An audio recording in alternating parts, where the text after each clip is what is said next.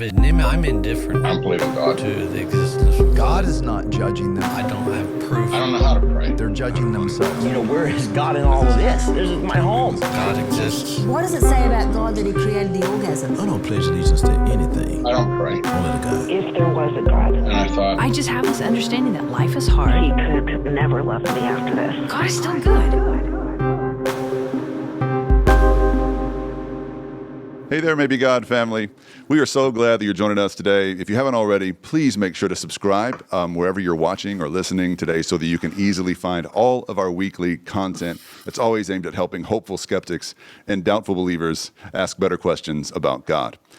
Today, we're welcoming back one of my all-time favorite Maybe God guests. Renowned psychiatrist Dr. Curt Thompson was with us back in 2019 for an episode that unpacked what's happening inside of our brains whenever we spend our entire lives concealing who we really are and how we can work to uproot the shame that's holding us back from leading healthier lives. If you haven't already listened, I can't encourage you enough to check out the link in our show notes as soon as you're done listening to this episode. Dr. Thompson is also an expert in the field of interpersonal neurobiology, and his latest book, just released at the end of August, is called The Deepest Place: Suffering and the Formation of Hope. In this book, he shows us how God transforms our grief into a lasting peace that surpasses all understanding. Welcome back to Maybe God, Dr. Curt Thompson. Eric Huffman, dude, so good to be with you. Man, I've been looking forward to this for a long time. Same. Yeah. I really have been looking forward to this. You are the easiest person to interview because you just go for it, man. There's no pretense. There's no falsity. There's no beating around the bush. You just go right for it. And that makes you a delightful interview and relatively easy. I'm not stressed out or nervous about this one at all, whereas I usually am. But let's talk about your work a little bit generally, and we'll get into the new book in a second because I do want to talk about that. Yeah. So you have a couple of real passions in your professional life, as far as I understand. I mean, first and foremost is just this commitment to Christian spiritual formation. But you're also obviously a professional and an expert in your field of interpersonal neurobiology, which is something that not a lot of people think about on a daily basis. But how have you found the two fields that you spend your life sort of dedicated to intersect? Where do those two fields come together? Yeah, thanks, Eric. I think that it's not like from the time I was in undergraduate or medical school, I had some vision for this. I mean, I've told many people that my experience is that Jesus has found me in a number of different moments in new, fresh ways, beginning when I was a teenager and then multiple times since then. And one of those ways was when I said, I think he found me in psychiatry when I was in medical school, that psychiatry found me as the right hand of God reaching forward and getting a hold of me. And then with the emergence of this particular field of interpersonal neurobiology that is, it's kind of fancy schmancy language for these different disciplines in the field of science that all have a stake in understanding the nature of the mind. What does the mind mean? What does a healthy mind look like?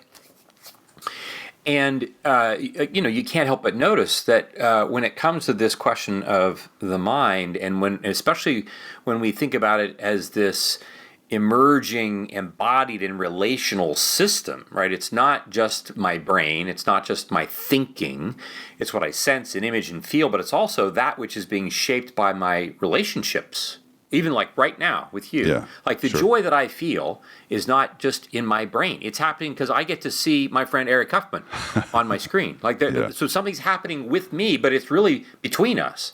Sure. And so this whole notion of who we are becoming is the primary question of the biblical narrative, as it turns out. So we have this field of psychiatry, this field of interpersonal neurobiology, this neuroscience, that is sitting within the crucible of what I would call a Christian anthropology, or what I mean by that is just it's how we come to understand what does it mean for us to be human, living in the real world, in this world, on this earth, in this solar system, from the perspective of the biblical narrative, and bringing these things together has, it's again, I didn't plan this, but I feel like it has been brought to me by the work of the Spirit as something to steward.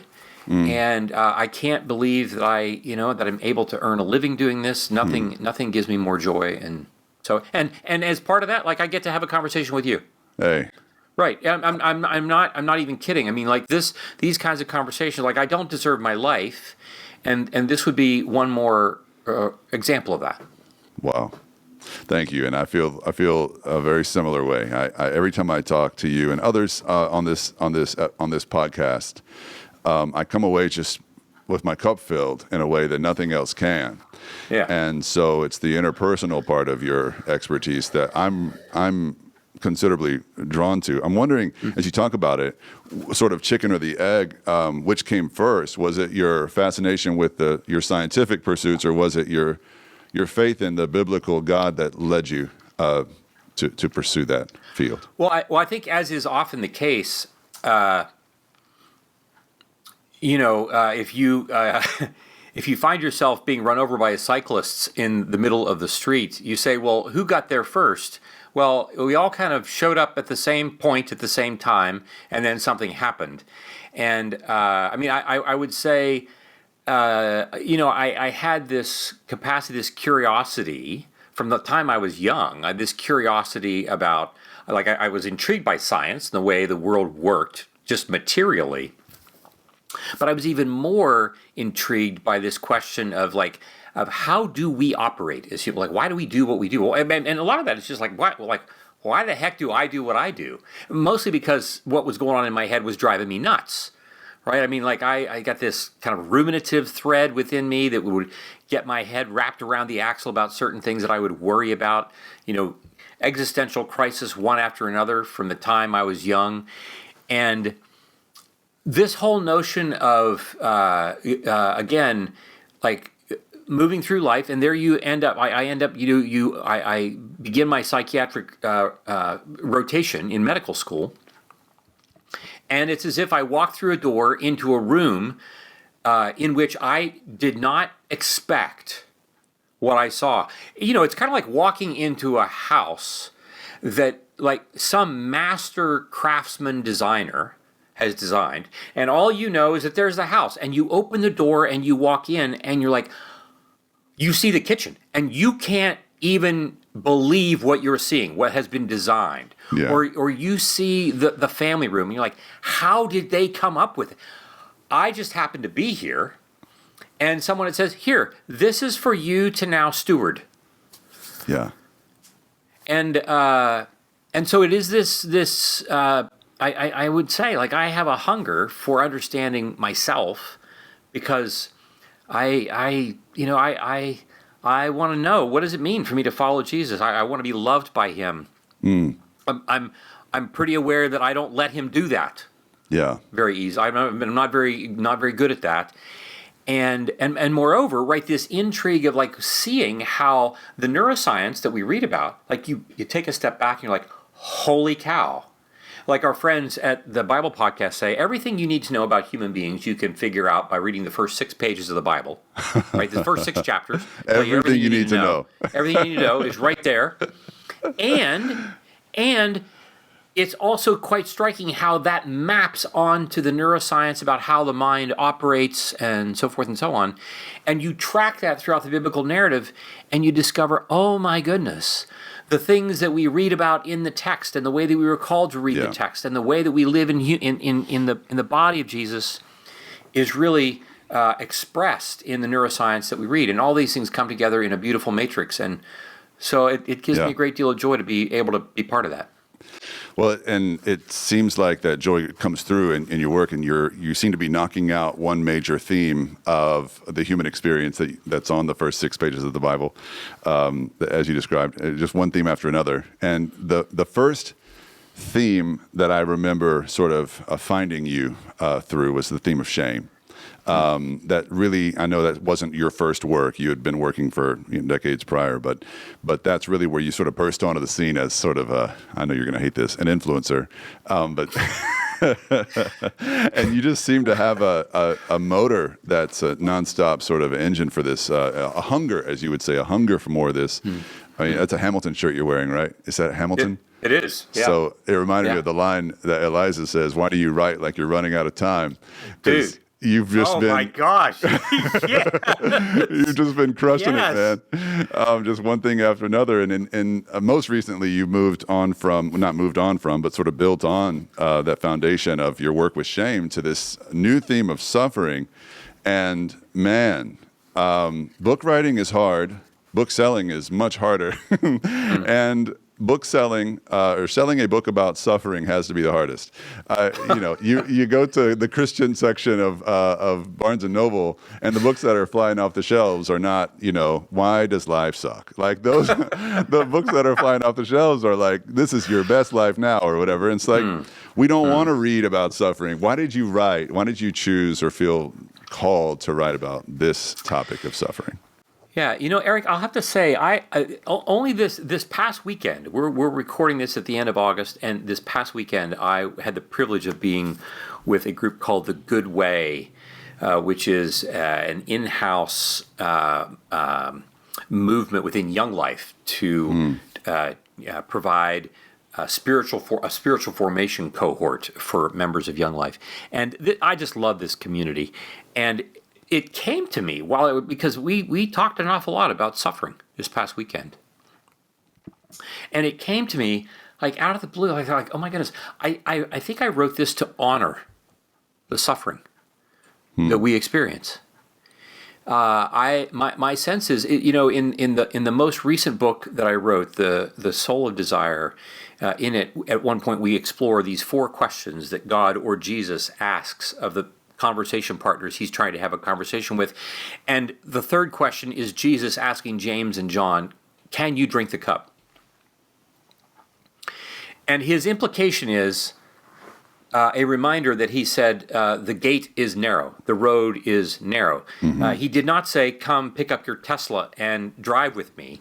It was, come pick up your cross and follow me. That if, as Tozer said, to a world that's running away from reality, those of us who are running toward it will seem like deserters.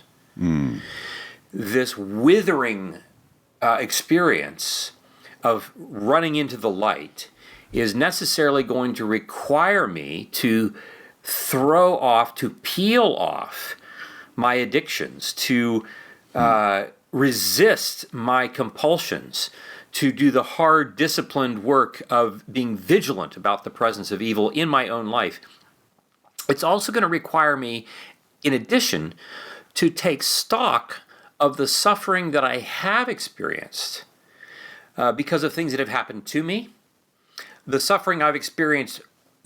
And much of our suffering is about what we do to ourselves unwittingly. The vast majority of my suffering is because of what I do to myself, but I don't know that that's what I'm doing. But in all these cases, we live in a world in which suffering is understood to be completely wrong, and we want to do everything we can to either get rid of it or to hide from it or to bury it. And the cross is about God's declaration that not only is he willing to be with suffering, but he's going to name it as the thing that he's going to use and transform it in his using it through resurrection. But this doesn't happen just because I get rid of it in my head. I don't pretend it doesn't exist. I actually name it. I look it square in the eye, but I do so not by myself. I do so in the context of community, which is what I'm trying to get at, and my recognition of what we're doing in this passage in Romans that we explore in the book. You the whole book is based basically based on the first 5 verses of Romans chapter 5, which, if you're unfamiliar with the Bible, you're watching this conversation right now. It's a really beautiful, almost poetic passage about suffering and sort of the outcome of suffering when it's embraced rather than avoided. And the result ultimately is hope, but you have to go through a couple of steps to get there. And that really means sort of running toward the pain and not away from it. I guess when we think about, like, maybe God, our podcast has a mission, and it has to do with helping people ask better questions. And the question that often comes up about suffering is, why does God allow it? And your book continually pulls us into a deeper question. It's that's a pretty shallow question to ask, not just why does God allow it. You want us to ask something else, like why has God chosen to use it, to employ it, to even redeem it? But why is this a channel or conduit through which God has chosen to work? And I've heard you say, if I were God's advisor, I would have totally offered an alternative plan. But there's something about suffering.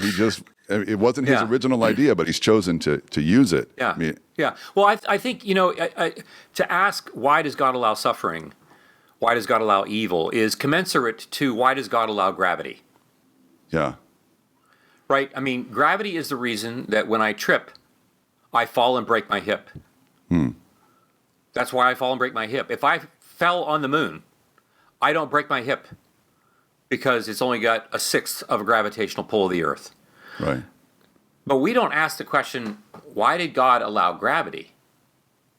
We ask, why did I fall and break my hip? But we have to recognize that I break my hip because of something else that is just materially true about the world. Yeah. And suffering, this has come to me too since I've written, this isn't even in the book, but suffering in many respects, to me, is the expected response of the creation to what we have done to the intended beauty of the creation by handing our responsibility over to the evil one. We hand our responsibility of stewarding the earth over to the evil one. This is what our first parents do in Genesis 3, and then we just all repeat it. And the consequence is that I suffer. And this isn't because just God allowed, it's because God has built, suffering is this expression of God saying, it was so, the vision for the beauty is so beyond your imagination that of course this will be a natural result. If you break the axle of a small red wagon, fixing that isn't really that complicated, right? You just weld the thing back together. Yeah. If you set a virus loose on a mainframe computer that is in charge of a nuclear reactor, that's a horse of a different color. Yeah. That's a bigger problem because the complexity of the system is so much bigger. And so asking the question, why does God do this, is like asking, why does he allow gravity? And the other thing that it does is that it helps distract me from me. Asking the question, why did God not bring my son home from Iraq? There's no answer for that question. Yeah. You could tell me, and it doesn't do anything for my grief. The question, why God, is really a doorway that allows me to enter into my suffering where God already is waiting for me. Because at the end of the day, good, bad, or indifferent, just asking that question is only speaking to my left half of my brain that likes to have all the things lined up logically, linearly, and so forth. But that's a very different thing than being with me, with my suffering, which is what God wants to do. And I can find myself keeping God at arm's length by asking all kinds of questions like that so that I don't have to actually experience the grief of my suffering. Yeah. But what I discover is that if I'm willing to go into the room where my real life is, where my suffering exists, and discover that Jesus is already waiting for me. This is what Good Friday is about. That he's already waiting for me to join him in that space. That becomes the moment that my redemption of my suffering begins. Because Paul is writing this letter to a community of people. He's not writing it to a single individual. I can easily read this and think, we go from suffering to perseverance to character to hope. And somehow Curt is going to have to, I got to figure out how to do that. Yeah. But Paul's not writing to Curt as an individual.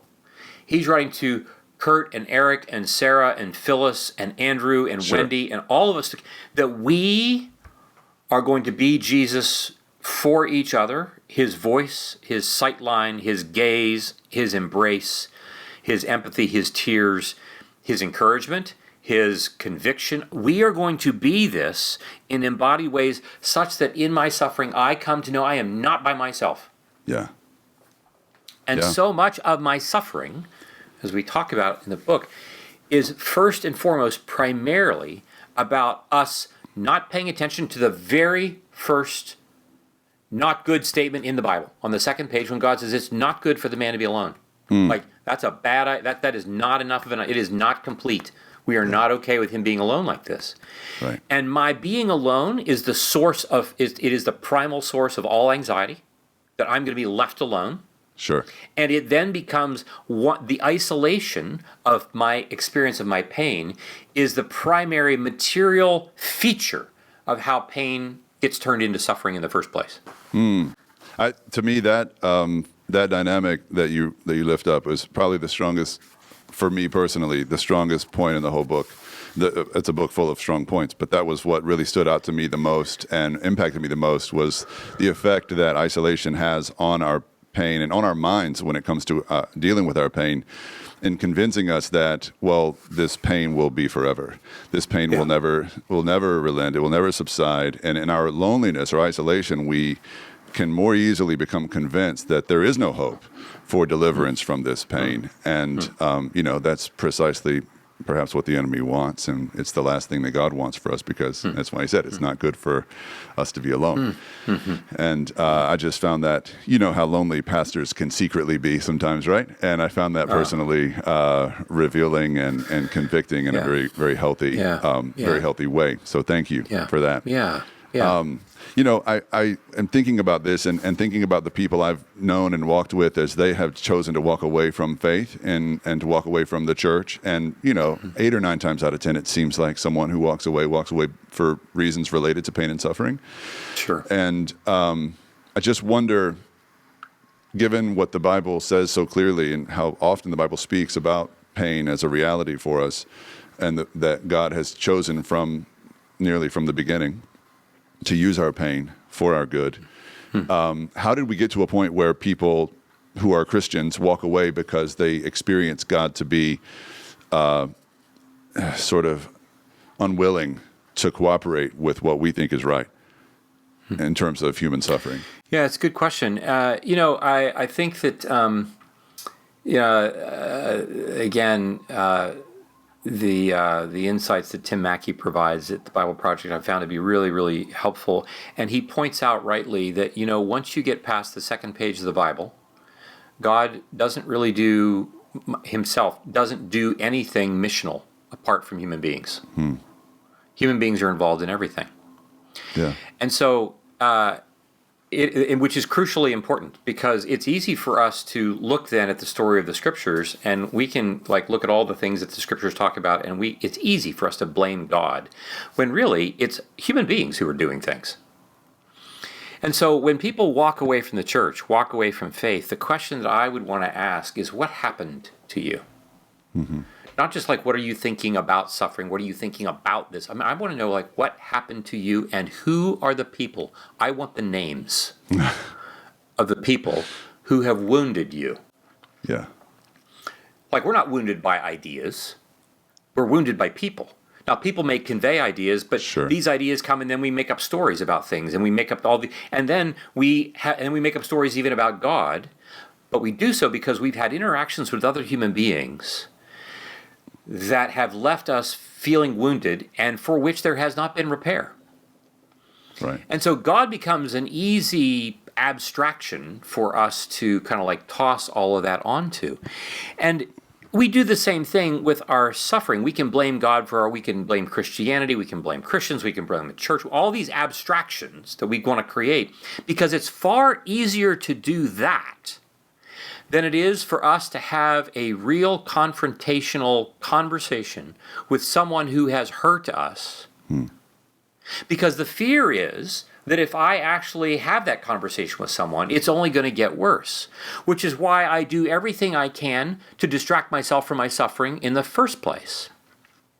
And so in some respects, leaving the church, leaving God behind, is And we dress it up in all kinds of ideas, like it's an intellectual pursuit. It's a this or that and so forth. And as we say, like at the end of the day, human beings don't ever make any choices because they make sense. Because the way the brain works, first we sense, and then we make sense of what we sense. And the thing I'm making sense of is the thing that I'm sensing. I make decisions by making up stories about what feels right. Right. Because the brain's doing this all the time. And so I do the same thing with my suffering, which often includes my perception that my suffering is so overwhelming that I can't tolerate it, and hence it's far easier for me to distract myself from it. My supercomputer that I walk around with, that I carry in my pocket, right? That's a great distracting capacity. I bury these things. I look at I theologize away my suffering. I do all these kinds of things. Right. When God, on the third page of the Bible, comes walking in the cool of the day, and he wants to have a real conversation with Adam. And Adam can't do it. Adam's making up stories in his head about what's about to happen. Cain, one page later, he's making up stories about what God said. Like, he's making stuff up. Yep. Because his own suffering is too much. So it's easier to kill my brother than it is for me to deal with me. Wow. He's rewriting his own story. I mean, there's another Hamilton quote there if you want me to just... Please, remind me. Well, it's something about that... The one, history is written by the one who tells the story. Right.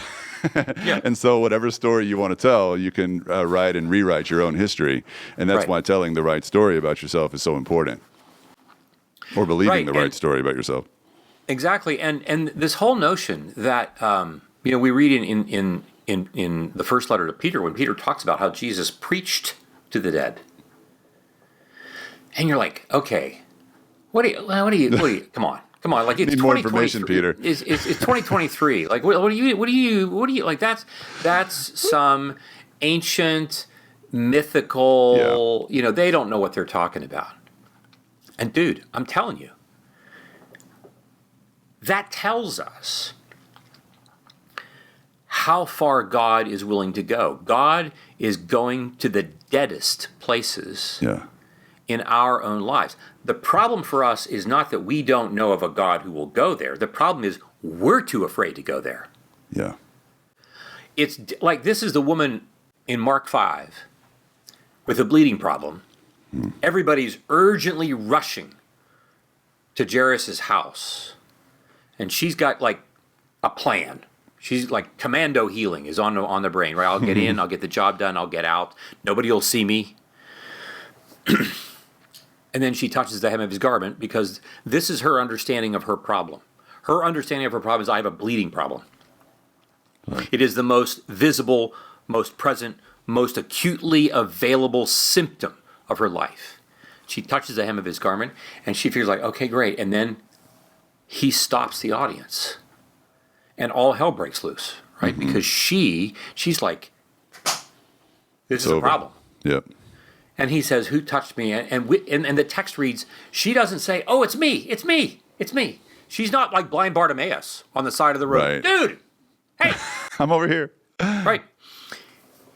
With fear and trembling, the text reads, she came out from the crowd. This notion that he wanted to go to the places where her suffering was, that she wasn't even paying attention to because it's too much to imagine. The suffering of, I don't have a family, I don't have a husband, I don't have children, I don't have a community.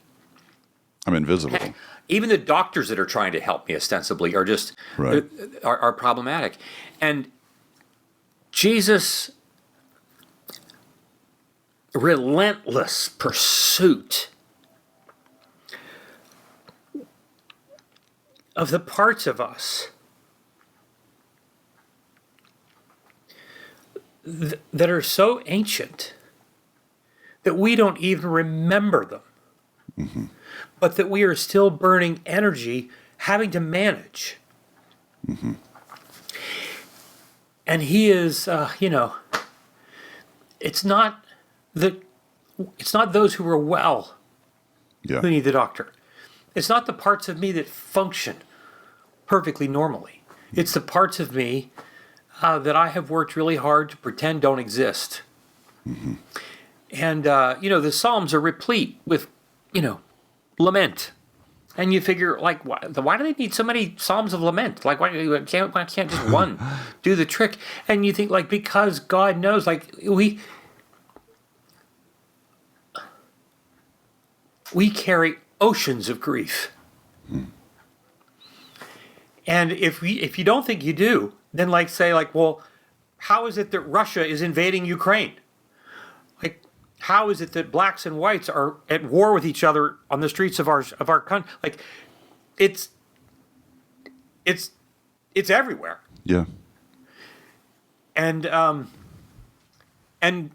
we're just happy to paper mache over it because it feels too much. What does it do to us when we do that? Like when we get so good and we're so adept at burying it, like it's some archaeological, ancient site buried under layers of dust and ash. Like, what does it do to us over time? Yeah, well, I mean, we might say it's not just an ancient city that we bury. It's more like a nuclear waste dump that we bury, because at some point that is going to start to seep into the groundwater. That is going to you're going to have radioactive plant life above the surface where that's coming from, and it's how people end up in my office. It's how we do what we do in churches. It's how we have become on the internet, on social media. It is how, as David Brooks has recently written, we become so mean. Mm-hmm. It is how. It is how we become who we become politically and racially and all the things, and the more we become that, the more then we have to appeal to our addictions to cope with the fact that our tactics for taking care of our suffering still aren't working. Sure. So it's going to come to the surface eventually, and in some ways, I think we're getting better at, or more adept at, and maybe we just have more resources to cover up that toxic waste dump or nuclear waste dump that you refer to. But that's also the worst thing about us now. It's the worst thing for us to get better at that, because our capacity for self-deception just increases as that toxicity seeps into the water, as you say. Yeah, and totally. everything gets tainted. Now, Totally.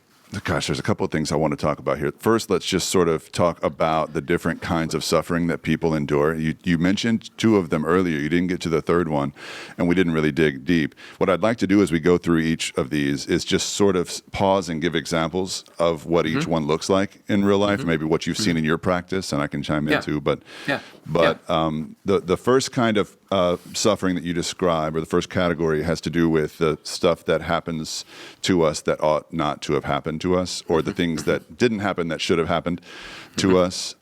So what's an example or two of that category of suffering? Yeah, and we can have things as serious as a person who's sustained some kind of emotional or physical or sexual abuse, for example. That would be one form of it. Sure. Or I met a young woman a couple of months ago who, not that long ago, was in a boating accident and lost her right leg at age 19. That's going to be a new thing. Yeah. So there are things that happen to us acutely, like single large events. There are things that happen to us over the course of time. People who have illnesses. I have someone that I know who's very dear to me, whose a young child, is a type 1 diabetic, and something is it didn't just happen to him a year ago. It continues to happen to him. He's a very brittle diabetic. And so there are all these events that continue to happen when his blood sugar skyrockets or drops out of sight, and worried, is he going to live in the next 6 hours? This is an ongoing thing that is happening to us, where we suffer with our fear of anticipation. Nobody, to be frightened. I mean, I think of, our son. I can talk about that. Our son, who's 30, who I loved to the moon like 3 years ago, like had his own mental health crisis, and there was a stretch of several weeks where we were, kind of with him and around. There were several weeks where there would be nights my wife and I would go to sleep and we didn't know he'd be alive in the morning. Yeah. And what made the difference for us even then was that the family of God came out of the woodwork for us. Came for us.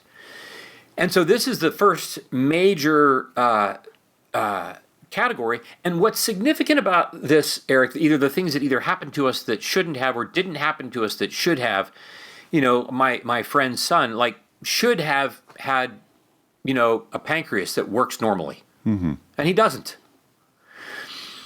The question, though, is, like, when these things happen, what then do I begin to do with those things? What is the story that I begin to tell, which quickly moves us into the second category? But before we even get there, we would say it's easy for us. This is the other thing that we do. Look, if I can look at somebody else whose suffering appears to be greater than mine, then it's easy for me to say, like, well, my suffering isn't really anything. Yeah. This is the other thing that we do. Like, I just deny that I have any suffering at all because I can look around at all these other people whose suffering is so much greater than mine. Right. All of which is category number one. And then we get to this second category of what is the story that I then tell about myself in response to the things that are happening to me. So self-inflicted suffering, in a way. Yeah, what do you see in the real world, like practically? Yeah, you see it. Well, we see it in the stories that say, I've had 4 miscarriages. I'm never going to have a baby, and therefore I'm not really ever going to be complete as a wife, as a mother, as a daughter. Wow. I've, what happened to me when I was in high school forever has me believing that that my body is a usable, discardable rag.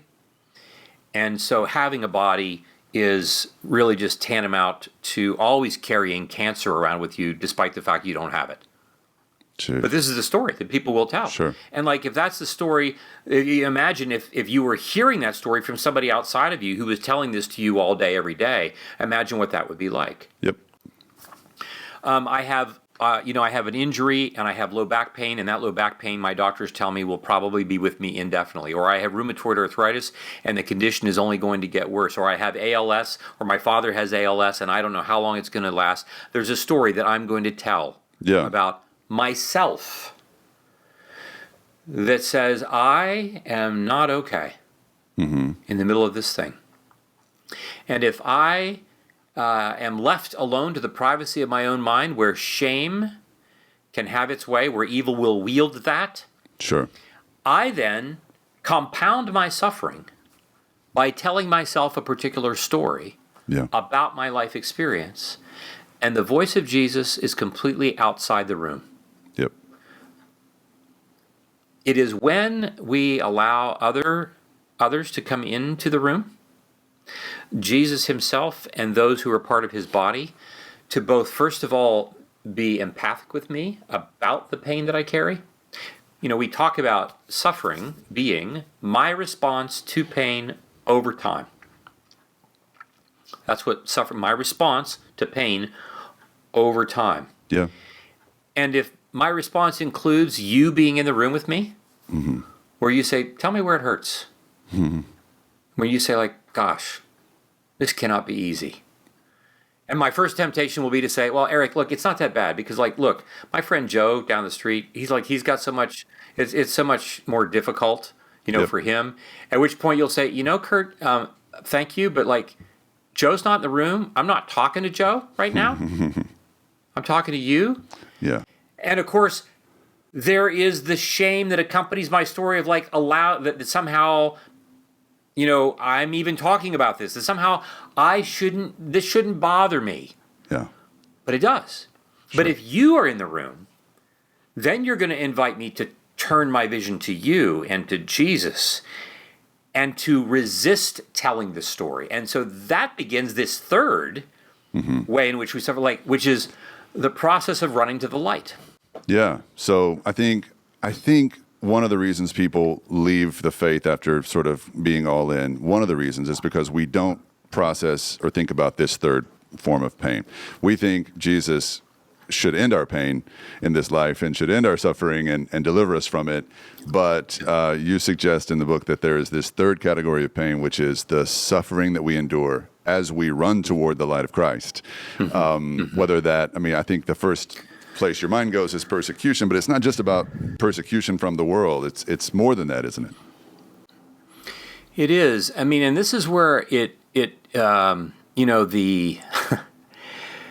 the picture of in C.S. Lewis's Narnia series, The Voyage of the Dawn Treader, and the character Eustace, who at the beginning of this book is brought to the attention of the reader, and the reader very quickly understands Eustace as to be somebody you really want to just beat the living crap out of.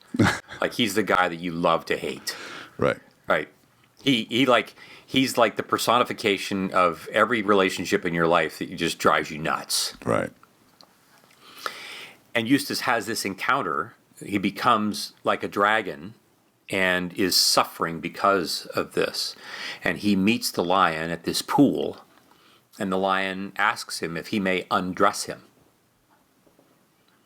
And by this means that he's going to take his claws and he is going to peel the scales off of Eustace. It's just that what Eustace doesn't recognize at first is that he's got multiple layers of scales. And it's one, and then another, and then another. And each one is painful as the lion undresses him.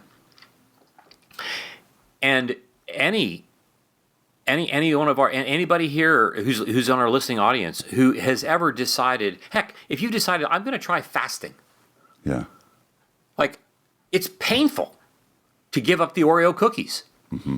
It's painful. The process of giving up pornography, giving up adultery, giving up envy, giving up any of those things, giving up deceit, giving up myself. Yep. Is a painful process. Jesus, can you drink the cup? Yeah. We like to think that Jesus, when we have a confrontation with you, we paint Jesus to be this guy who's all about love and all about kindness and all about accepting whatever it is that we bring to him, and that's going to be okay and so forth. And then he turns and is like, dude, you need to know that I welcome, I'm inviting everybody as long as you're willing to take it once you get to me. Yeah. And I will break no bruised reed. And I will be more demanding than anyone you've ever met, because I have this vision for who I want you to become. And that requires that you not live fearfully of me. It requires, and because you do, because you suffer, you have all these things, all these articles of clothing you've wrapped yourself in that are your addictions. That I'm going to invite you to take it off. Yeah. I think there's another layer to that too, which is not just the pain of letting addictions go, and which seems impossible when you're in it, but it's also dealing with having broken God's heart for so long in so many ways, like dealing with the grief that comes from that. Not shame necessarily when you're in Christ, but grieving the ways you've broken God's heart. That was maybe the most intense suffering I've ever experienced. I've had my fair share of real life suffering. And when I came to faith in Christ, dealing with the heartbreak that I caused was part of it was a good thing. Well, I'm not saying it was a bad thing. It drove me toward the light, not the darkness, but I had to deal with that and not just gloss over it. But as I hear you talk about the three kinds of and categories of suffering, it really struck me, and I've never thought about it this way, how those three categories work together in my life. And and how sort of one leads to the other, and then it's sort of a full circle thing. But I've talked a lot about, my struggles with lust and pornography, and I think that's been a good thing to talk about. But the more I think and reflect on that, the more I realize that conversation is so surface level. Like that's the self-inflicted portion of my suffering story, right? Like that's the part 2. But there was a part 1, that I don't talk about. That sort of was a precursor to this self-inflicted suffering of that attachment to pornography and lust. And that had to do with things that happened to me that shouldn't have. Right. That I frankly had blocked. Like I've always heard people say, well, I just blocked that memory, and it came back to me decades later. And I sort of was skeptical about that oftentimes, but I know exactly what it means now because, I never connected the dots from, being sexually exploited in my childhood, not abused, not, molested or raped, but like sexually exploited in terms of seeing things I shouldn't have seen, and way more than once, and having access to things I wasn't ready to have access to, being left alone with an older, she was basically an adult, but babysitter person who had a real infatuation with me, my body, that never went anywhere like. It was sexual. I'm trying to excuse it now. Right, it's what we do, but just touching and let's play doctor kind of stuff. Things like that. When I was basically going through puberty and all that. And then one other thing that I won't get into, but like the exploitation in my childhood opened doors that should not have been opened. And set me up for what came in that second phase of self-inflicted pain, and then coming to faith in Christ, walking toward that light was the most painful kind of suffering of the 3 because I had to deal with the things I had done, the things that had been done to me, and at the same time I had to let go of the addictions that had formed during that time, which is only by the grace of God, right? Right. And I think, too, Eric, even as our listeners are with us in this, listening individually,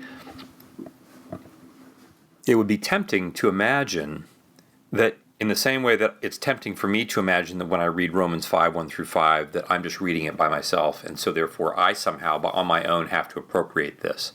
I have to put this into practice, what Curt's going to do. Yeah. And it's true that that there is a role that belongs to me and only me.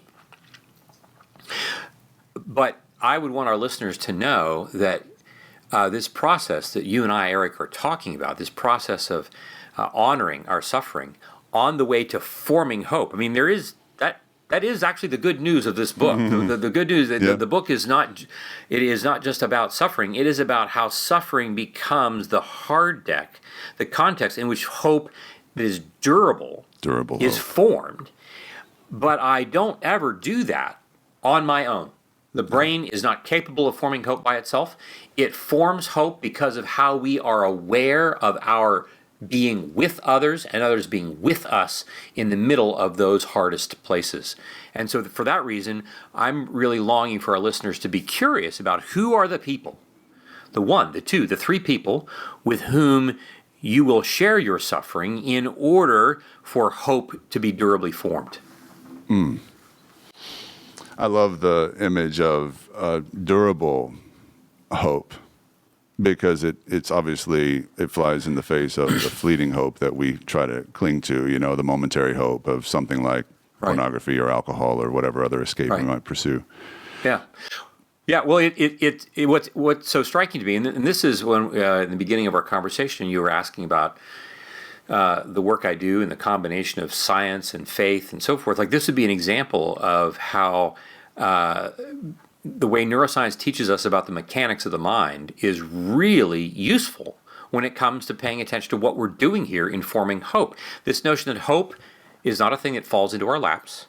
is not a thing like I hope that I can be hopeful. Right. Maybe it'll happen. Maybe it won't happen. It doesn't happen like that with the mind. In that, if I want my capacity to durably recall the first psalm over and over again, or durably recall, like I have a friend who told me of the story. He went to church one day. He was living in Arizona, and the sermon was basically a guy they had been invited, and he stands at the pulpit and he just begins, and he just from memory quotes the book of Mark. Good Lord. The book of Mark. And my friend Tom said, like, people were like, things were happening in the room. The Spirit was moving because he was the book of. So if you want to be durable, if you want the book of Mark to be durably embedded in your soul, you have to practice. It's not because this guy was a savant. It's because he had verse after verse, day after day, week after week, eaten, ingested, digested, metabolized the text. Yeah. If I want to have hope become durable, I have to practice allowing myself to expose my suffering in the context of other people who will meet me with mercy such that my suffering is transformed in my experience of it. It doesn't get rid of it. It doesn't, my rheumatoid arthritis is still here. I may still die from my pancreatic cancer.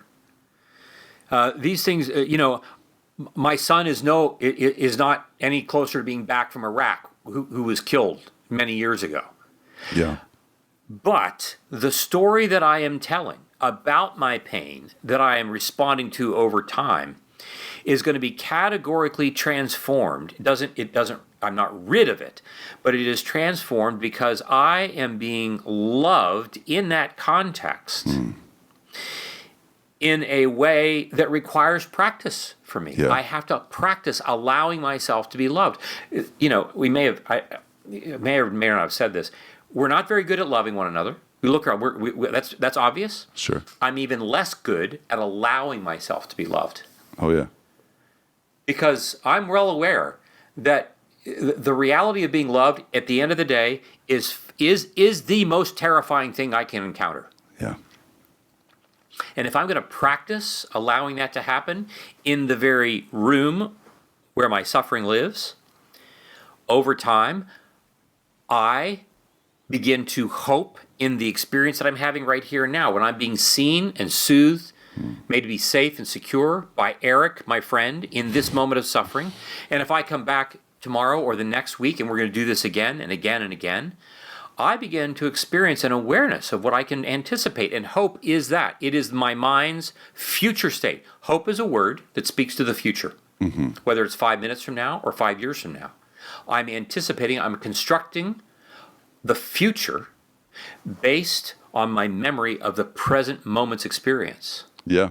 That's the... And if... Go ahead. Sorry. Yeah, and so if this is what I'm practicing, if I am practicing being in the presence of others, in the presence of our suffering, we come to discover what the Holy Spirit is doing in that space. And if I commit that to memory, and I do it again and again and again, this becomes the thing I begin to anticipate, that when my suffering comes, I will not be alone with it, which means that I can be hopeful in my suffering. And of course, this all is predicated. All this process, suffering, perseverance, character, hope, it's all predicated on the first 2 verses of the text, in which we are reminded that Paul's experience is one in which glory, it's many things, but glory, especially when we read about glory in John's gospel, glory is this experience of being the complete object of God's delight. Curt, let me read this passage for our listeners, and then you can pick up right where you're leaving off. This is Romans 5, 1 through 5. And Paul wrote, "Therefore, since we have been justified through faith, we have peace with God through our Lord Jesus Christ, through whom we have gained access by faith into this grace in which we now stand.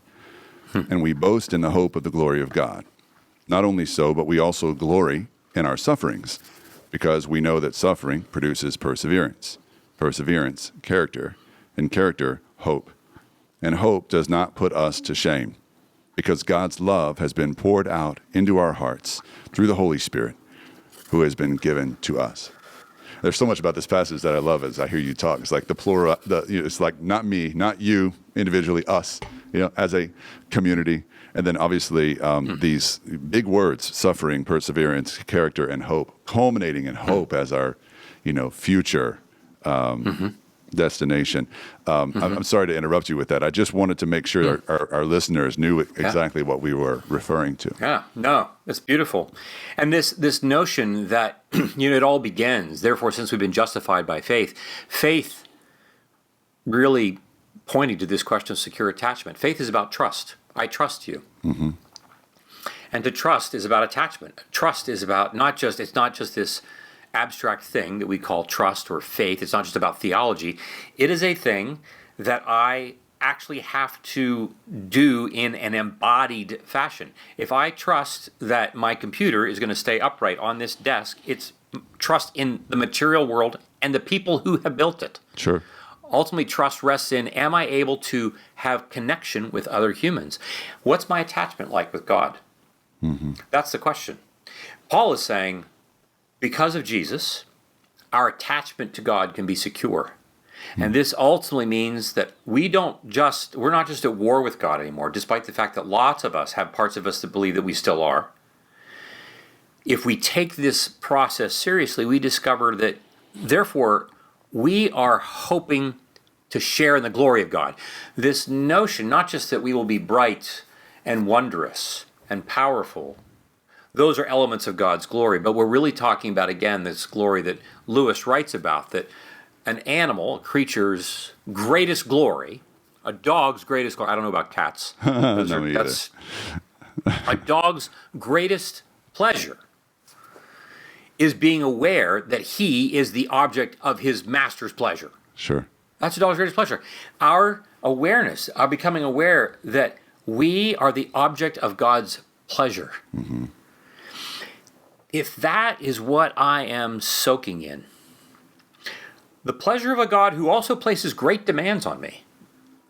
He's like, yep, now we're going to peel off the next layer of scales. Mm-hmm. Yep, now we're going to put on the next piece of weight on the bar that you're going to press on the bench. Right. Because I'm turning you into my daughter and my son. Right. Because your job is going to be to rule the world. And if you're going to do this, you got to be I got to get you ready for this. Yeah. And in that delight, we start to run to the light. And when we do, we discover that we're living in this world. We're not living in some fantasy world. We're living in a world in which, spiritual realities, evil, they have no intention of going quietly into the night. It is still their intention to devour us and devour the world. They haven't gotten the message yet. They're not convinced that God is in the end going to consummate everything, but they're going to do everything they can. Mm-hmm. In the meantime. And there will also be my old parts, dude, in the last 6 to 8 months, I have become the curtain has been pulled back, and God has invited me to look at the fact that envy is shot through my entire character. Wow. I'm not just envious about a particular thing. It's in every room in my house. I'm envious if I don't get invited to speak where somebody else gets invited to speak. I'm envious if somebody gets a bigger book advance than I get to write a book. I'm envious if I'm not the most interesting person in the room. It's just everywhere. Yeah. And it's a matter of, I can imagine Jesus saying, yeah, I know. And you weren't really ready to hear this before now. And now you are. And we don't want you to be ashamed. We don't want you groveling. We don't want you to be ashamed. But now we got to go to work. And you're like, crap. How am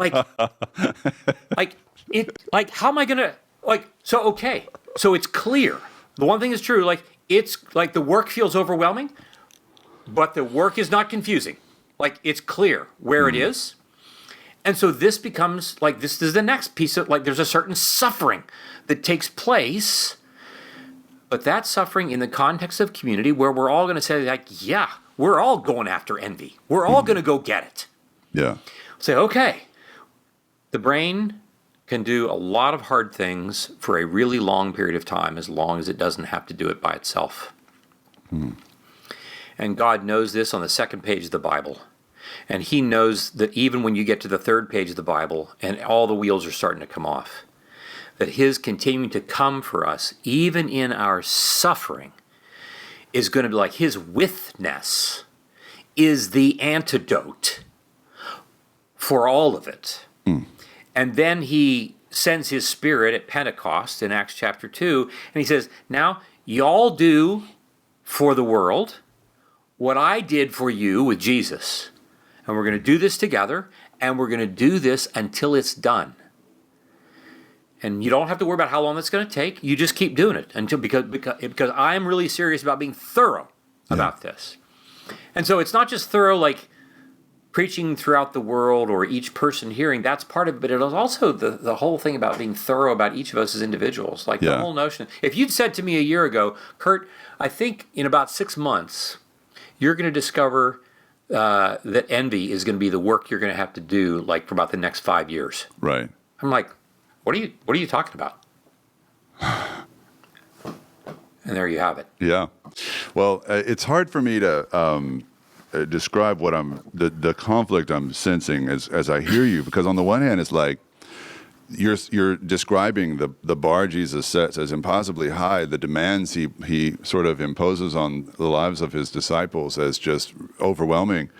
On the other hand, Jesus is always saying, things like, my yoke is easy, my burden is light.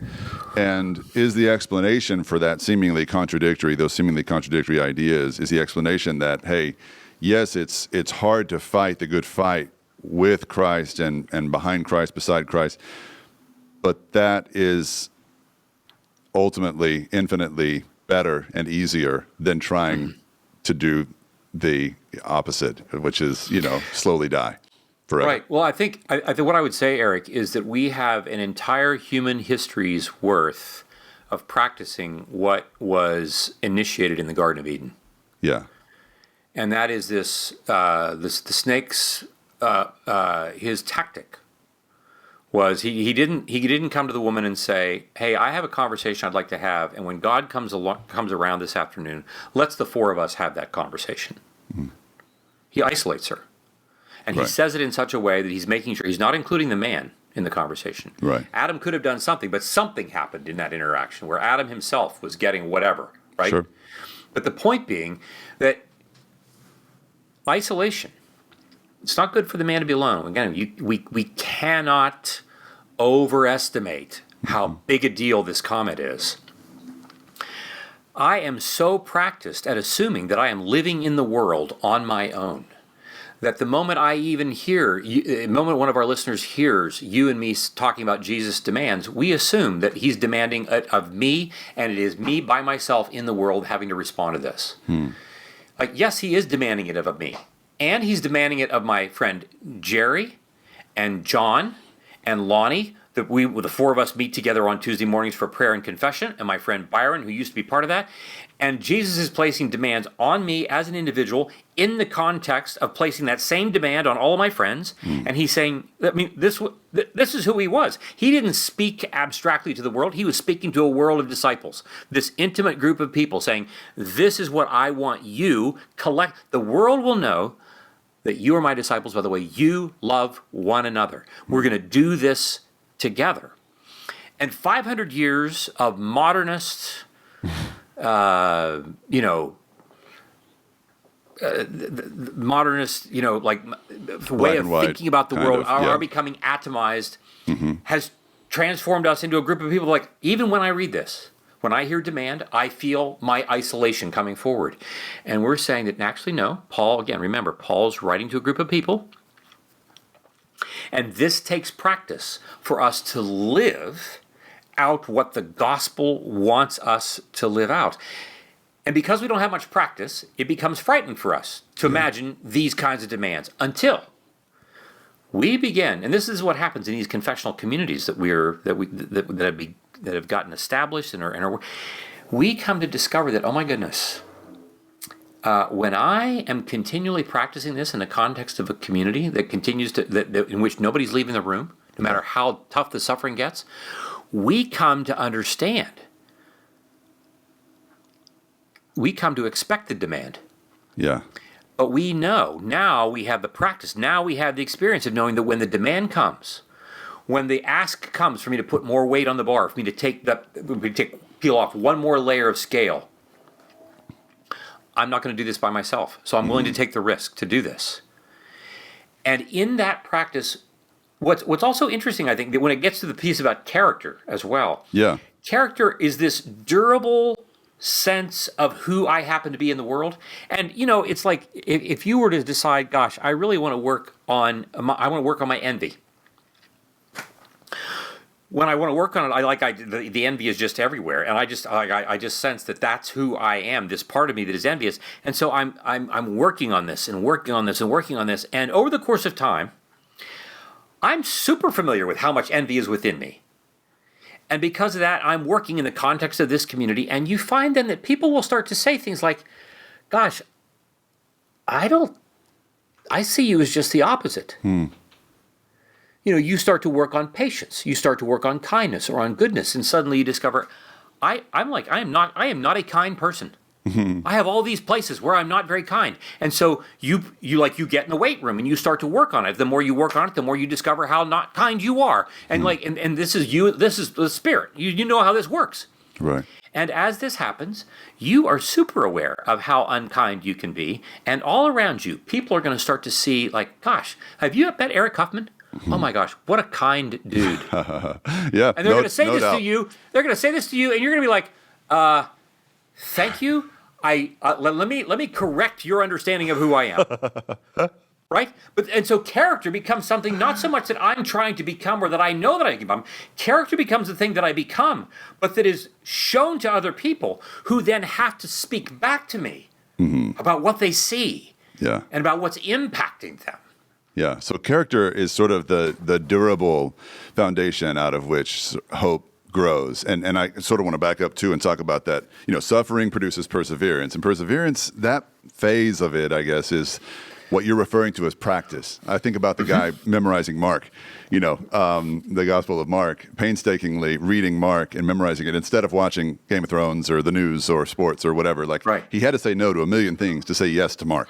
Right? Totally. And that's the discipline of the perseverance portion of this whole equation. And then that over time lends itself to this development of durable character that is sort of your newfound identity in Christ that others see in you and read back to you. And it's not an act. It's not a show or a performance. It's just who you are. And it's sort of you are changed in such a fundamental way that you don't even know you're changed. Because the part of you that should know that you changed is also changed. Like it's hard to describe the all-encompassing facelift that gosh, it's not even a facelift. It's inside out change that the Spirit of God works in us. And I experienced that myself and the hope that springs from that. And 6 weeks ago, Curt, I think I mentioned this in our last conversation. It was even fresher then. 6 weeks ago, my mom passed away, and my mom and I have always been very close. She's the person I've been closest to in my family. She's the person my kids are closest to on either side of the family. The only one that we really called upon regularly to sort of be there for us, from our family, and so. Massive loss. And not only that, but it was awful how she went. And I don't need to go super into detail. I'll just say I've been with a lot of people as they went, and most people these days can be sedated and comforted with medicines or whatever to where there's not a dramatic scene at the end. And this was not that, unfortunately. It's a long story, but it was just awful. And I was there, and my sister and dad were there. And so the things you see, the last memories you have of someone so precious to you are so, they gut you. I'm gutted by it. I'm gutted by the memories. And I have to force myself to think back and remember what I went through and what she went through. And then she was gone. And I still see her on Facebook and stuff, which is really weird. And people still talk about her, and I still miss her.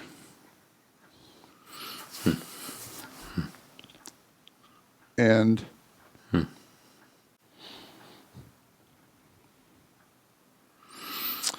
there's just there's a blank space. Yeah. On the school forms I filled out this year.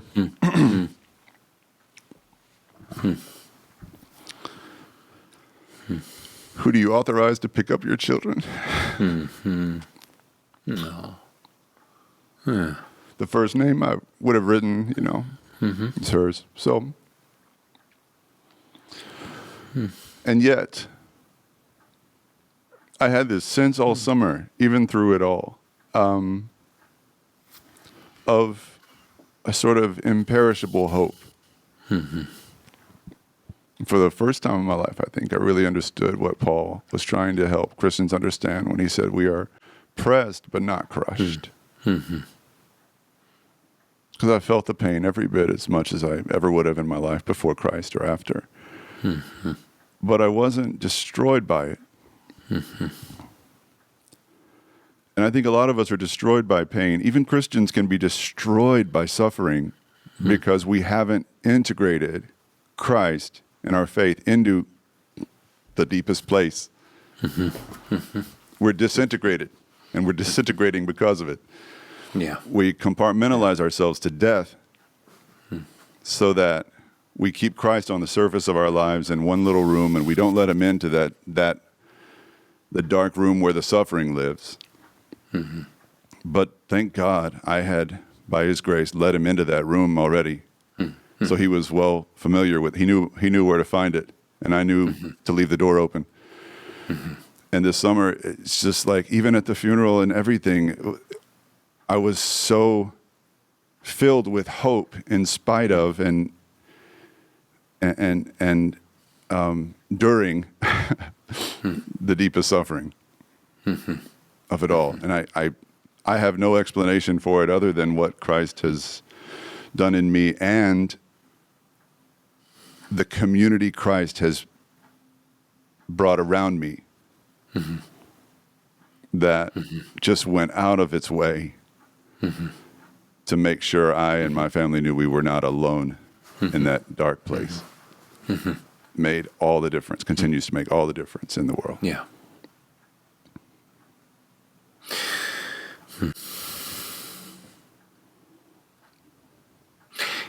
Eric, I'm acutely aware of the sacredness of this moment with you.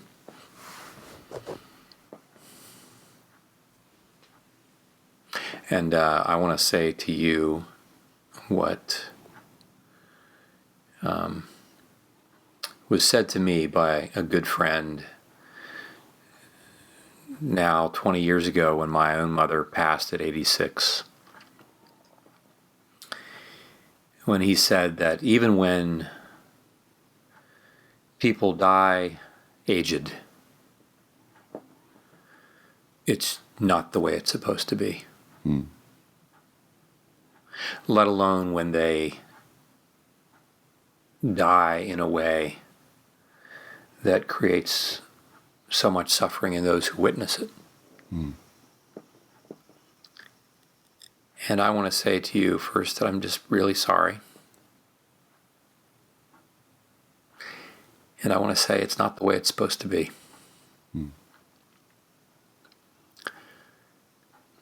And we have a king who knows that it's not the way it's supposed to be. And he knows what it's like for us to have to wait for him to come and make it right. He knows that part of the suffering involves waiting. Yeah.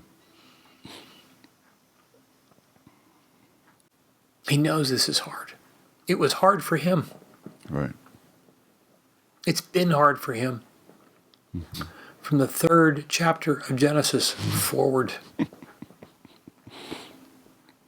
just kept thinking about how your book pointed us to stop only asking whether God knows what it's like to be me, but instead like open our eyes to the reality that throughout the scriptures, throughout the story of God, his desire is also for us to know what it's like to be him. Yep. That has resonated so deeply with me, Curt.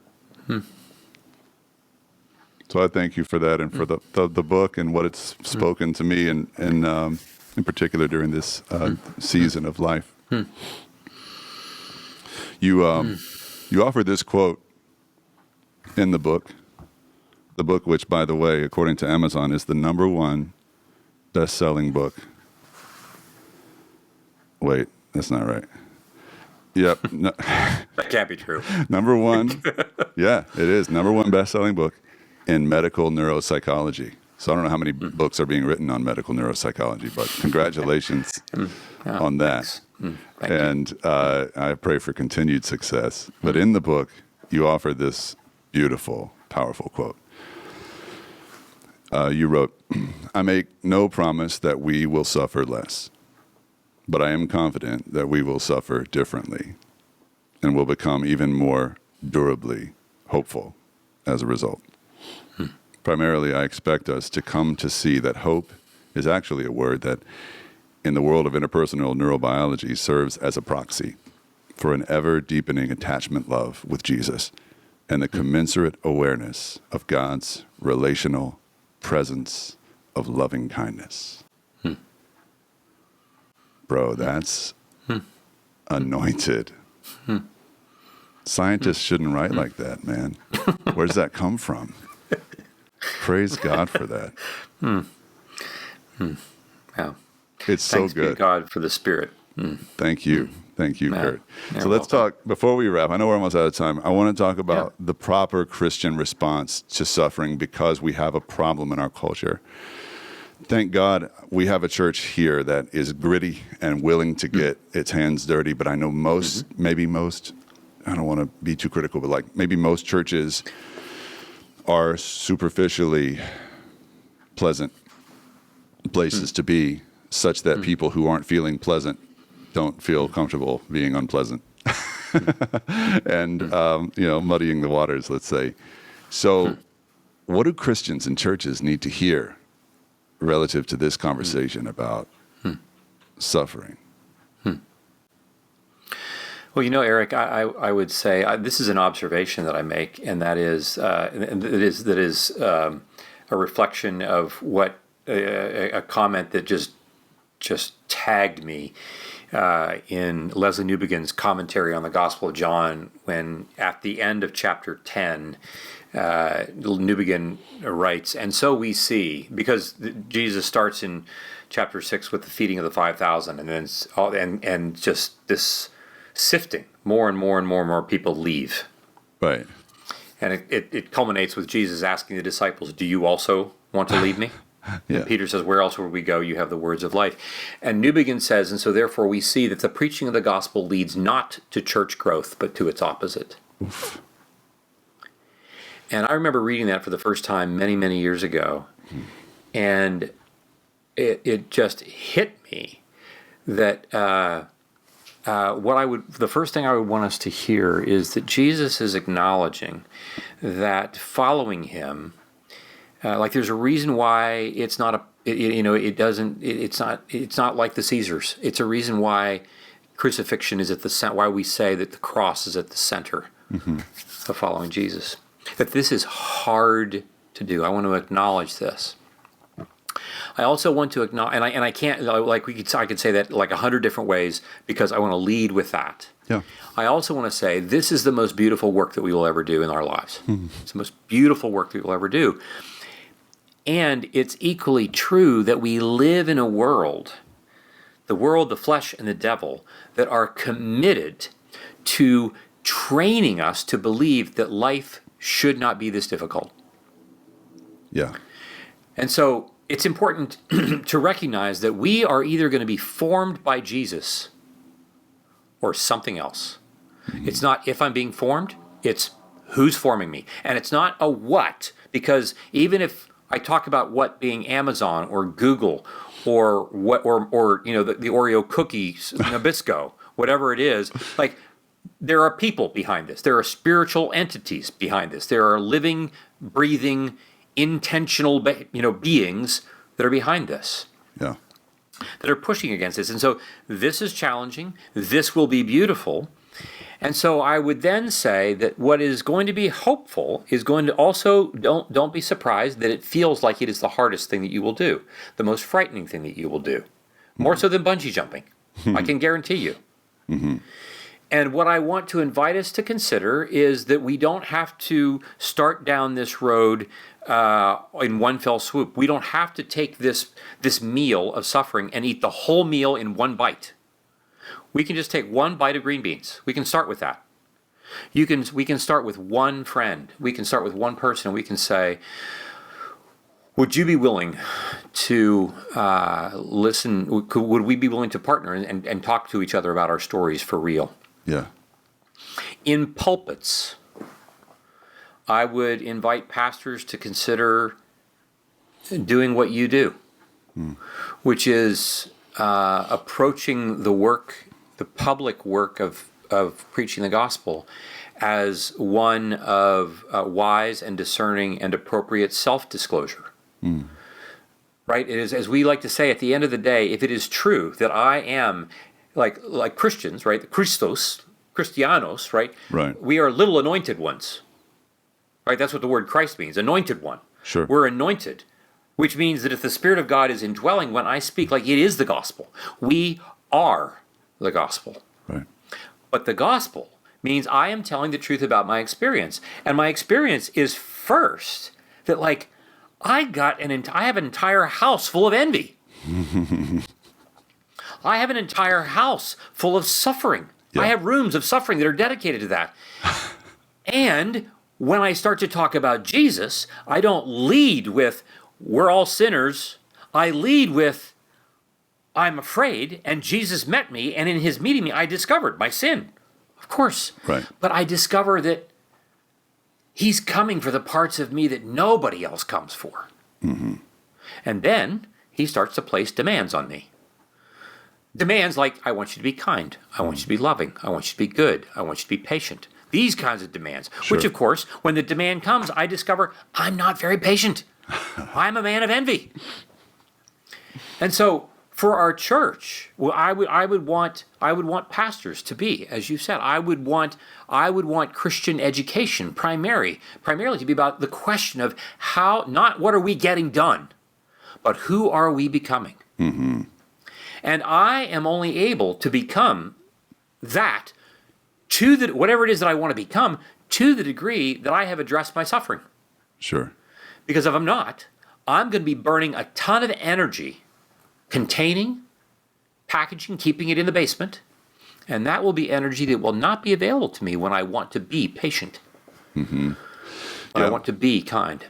Yeah, and I think it's a very simple reminder, rule of thumb, but one that we mostly avoid as pastors, I think, which is simply, if you as a pastor, the leader of a Christian community, if you're up there projecting perfection, then that's what you're going to teach and lead your congregation to do as well. Project false perfection. And talk about the sins. Before you knew Jesus, I was a sinner, but not anymore. And the harm that we do when we create that plastic kind of environment is probably immeasurable. And the power that lies in one leader of a church, or a family, or a small group, or a Sunday school class, one leader honestly confessing their sin, being vulnerable and real.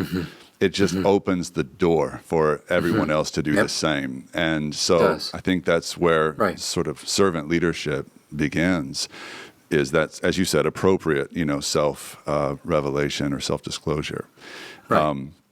Which is exactly what Jesus does on Good Friday. Mm-hmm. Yep, in the most dramatic way possible. He's laid beaten, bare. He's naked, and it is the cross. Right. That saves us. One more question, and then I've got to let you go. I know we're over. For the person who's watching or listening now, who gets tripped up on the first step, which is, as you said, healthy, secure attachments. Mm-hmm.